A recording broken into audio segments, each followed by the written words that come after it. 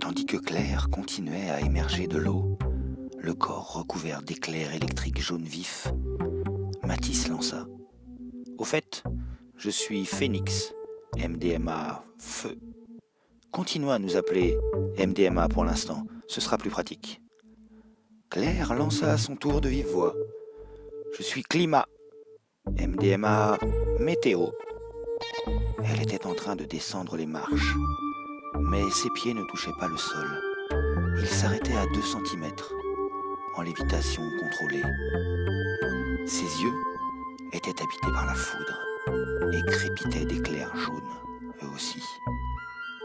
Alors qu'elle rejoignait Mathis, le sourire aux lèvres, d'autres adolescents grimpaient sur la passerelle dans une chorégraphie féerique. Un tout petit être de 30 cm de haut marchait autour du bassin. Mais, tout en marchant, son corps grandissait et grandissait encore. Une musculature impressionnante apparut.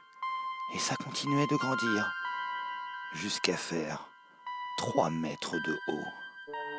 Il descendit toutes les marches de l'escalier en un pas. Le sol trembla. Il était immense. Il regarda son poing droit et le fit grossir, jusqu'à ce qu'il soit gros comme une malle de voyage. Ses yeux étaient auréolés d'un rouge vif électrique. Je suis Corpus, le MDMA du corps, et je crois que Hulk n'est plus le héros le plus costaud. Mais j'ai d'autres capacités que la simple force, rassurez-vous.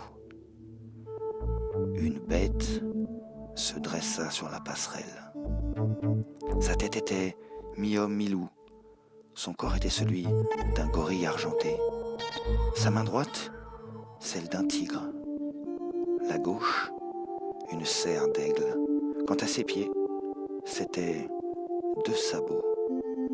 Ses yeux étaient comme ceux du chat, ou du serpent, ou du dragon. Ça dépendait des moments. Il resplendissait d'une lumière beige claire et douce. « Je suis Animalis », lança sobrement Thomas. Une immense masse métallique de forme humaine grimpait sur la passerelle.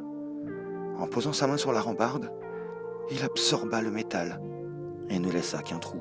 « Oups, désolé, je suis Métallis, le MDMA métal, ça va de soi. » Sur son corps semblaient couler des rivières d'or, de cuivre et d'argent, comme un fleuve lent et silencieux.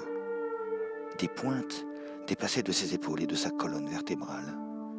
Ses yeux étaient remplis de 1000 paillettes d'or, telle une galaxie féerique. Yael descendait à son tour, entourée de 1000 couleurs. Son corps était recouvert de motifs psychédéliques et d'illusions d'optique incroyables. Ses yeux étaient 2 spirales hypnotiques qui tournaient et changeaient de couleur de temps en temps. Impossible de détacher son regard de lui, à moins de faire de gros efforts. En descendant, il changeait de visage à chaque fois qu'il posait le pied sur une marche. Un coup, il avait le visage de Claire, puis celui de Sam, puis celui de Walter. Ses yeux pouvaient aussi devenir 2 kaléidoscopes incroyables. Enfin, il reprit son visage. « Je suis Illusio », lança-t-il. Un être mi-humain, mi-androïde descendait les marches. Chaque partie de son corps semblait être un assemblage électronique. Alors qu'il avançait, on vit un 3e bras poussé sur le côté.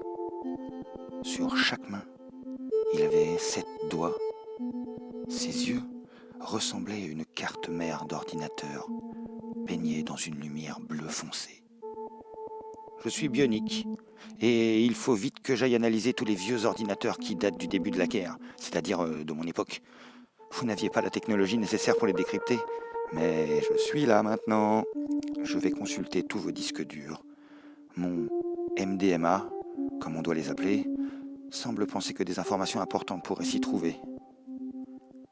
Un parfum de fleurs, à la fois doux, sucré et puissant, se mit à remplir la pièce, comme 1000 jardins dont le vent porterait les effluves.